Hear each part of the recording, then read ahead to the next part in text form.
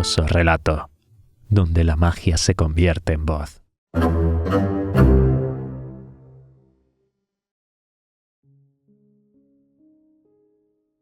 La vuelta al mundo en 80 días, de Julio Verne. Audiolibro narrado por Ann Nieto. Capítulo 1. De cómo Phileas Fogg y Passepartout se aceptan mutuamente, el uno en calidad de amo y el otro de criado. En el año 1872, la casa número 7 de Savile Row, Burlington Gardens, donde murió Sheridan en 1814, estaba habitada por Phileas Fogg, quien, a pesar de su aparente propósito de no hacer nada que pudiese llamar la atención, era uno de los miembros más notables y singulares del Reform Club. Este enigmático personaje sucedía a uno de los oradores más eminentes, honra de Inglaterra. Solo se sabía de él que era un hombre muy galante y uno de los más cumplidos gentlemen de la alta sociedad inglesa.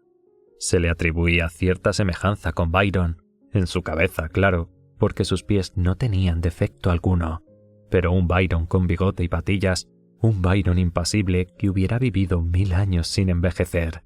Desde luego, Phileas Fogg era inglés, pero quizá no había nacido en Londres. Jamás fue visto en la bolsa, en el banco, ni en ninguno de los despachos mercantiles de la City. Ni las dársenas ni los muelles londinenses recibieron nunca un navío cuyo armador fuese Phileas Fogg. Este gentleman no figuraba en ningún consejo de administración. Su nombre nunca había sido pronunciado en un colegio de abogados, ni en el Temple, ni en el Lincoln's Inn, ni en el Gray's Inn. Nunca presentó informes en la audiencia de la Cancillería, ni en el Banco de la Reina, ni en Hacienda, ni en los tribunales eclesiásticos. No era ningún industrial, ni comerciante, ni mercader, ni agricultor.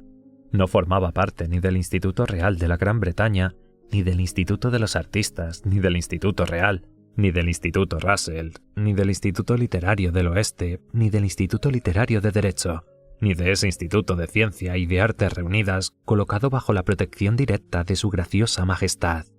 En fin, no pertenecía a ninguna de las numerosas sociedades que tanto abundan en la capital de Inglaterra, desde la Sociedad Armónica hasta la Sociedad Entomológica, fundada principalmente para destruir los insectos nocivos. Phileas Fogg era miembro del Reform Club y nada más. A quien se extrañase de que un individuo tan misterioso figurara entre los miembros de esta honorable asociación, se le hubiera podido contestar que ingresó en ella recomendada por los hermanos Baring, en cuyo establecimiento tenía crédito.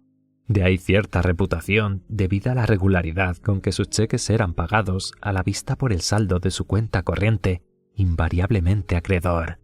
¿Era rico Phileas Fogg? Indudablemente. Lo que no podían contestar los mejores informados era el origen de su fortuna.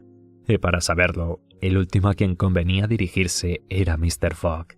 En todo caso, aunque no era pródigo, tampoco podía tachárselo de avaro, porque siempre que se requiriese su ayuda para algo noble, útil o generoso, la prestaba silenciosamente e incluso amparado en el anonimato.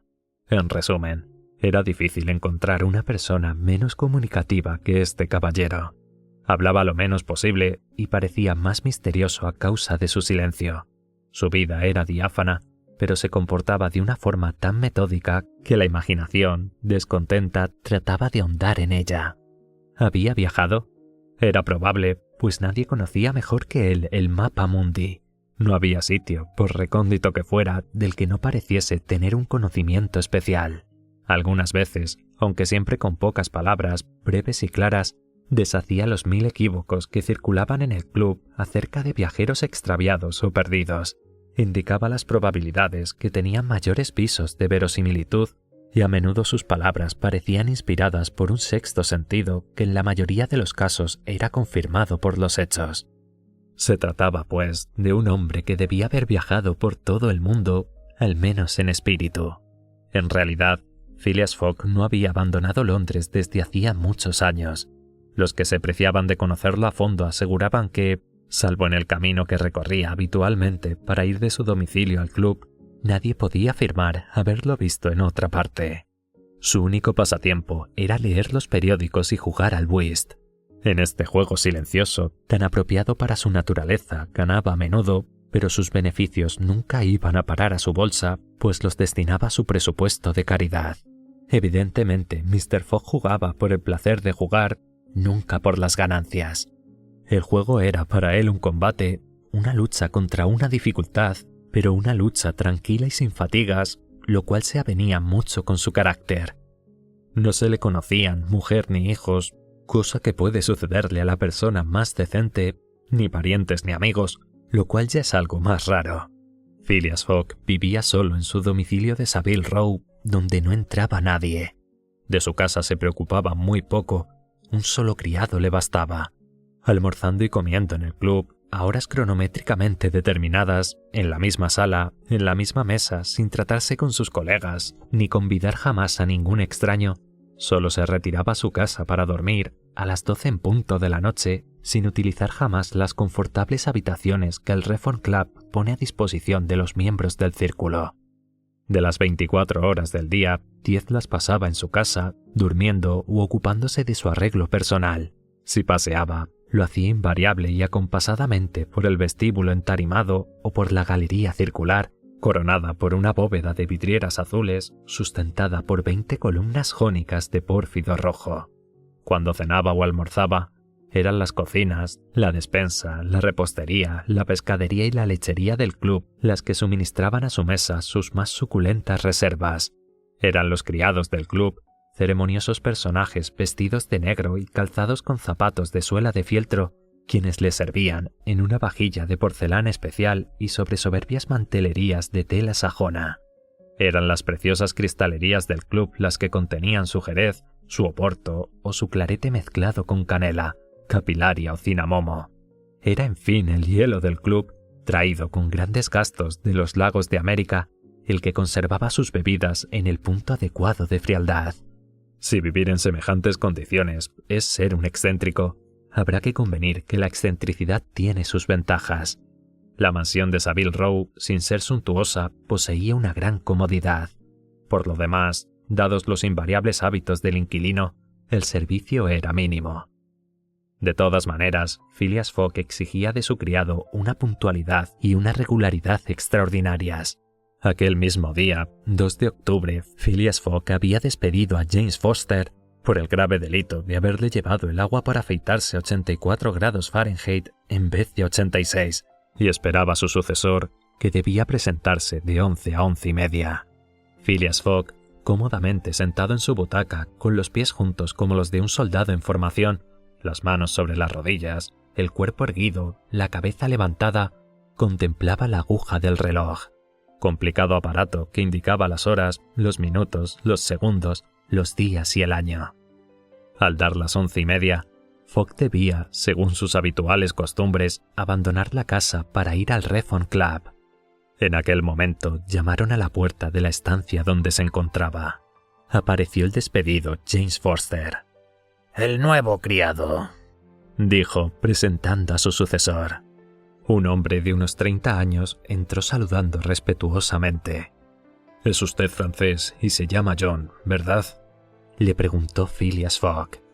«Jean, para servirlo», respondió el recién llegado. «Jean Passepartout, apodo que me ha quedado y que justifica mi aptitud natural para salir siempre de apuros. Creo ser una persona honrada, señor, aunque si he de serle sincero, le diré que he tenido varios oficios. He sido cantante ambulante, artista en un circo ecuestre, dando saltos como Leotard y bailando en la cuerda floja como Blondin. Después fui profesor de gimnasia para divulgar mis habilidades y, por último, sargento de bomberos en París. Tengo en mi hoja de servicios algunos incendios notables.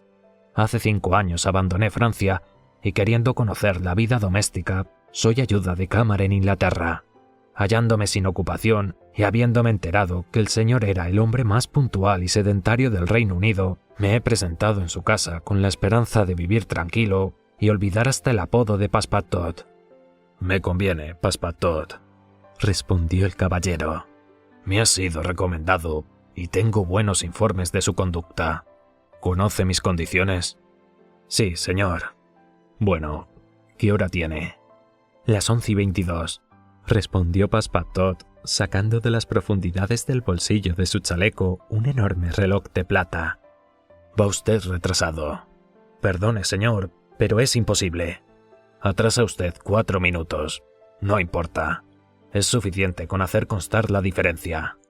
A partir de este momento, las 11:29 de la mañana del miércoles 2 de octubre de 1872, queda usted admitido en mi servicio.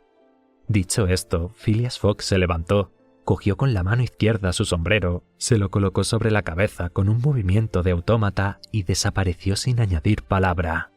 Passepartout oyó cerrarse por primera vez la puerta de la calle. Era su nuevo amo quien salía. Después, percibió el mismo ruido por segunda vez. Era su predecesor, James Forster, que también se marchaba. Passepartout quedó solo en la casa de Savile Row.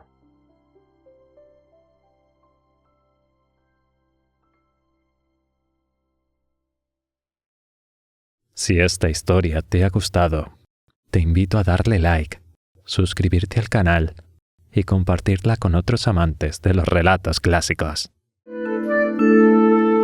Curioso relato, donde la magia se convierte en voz.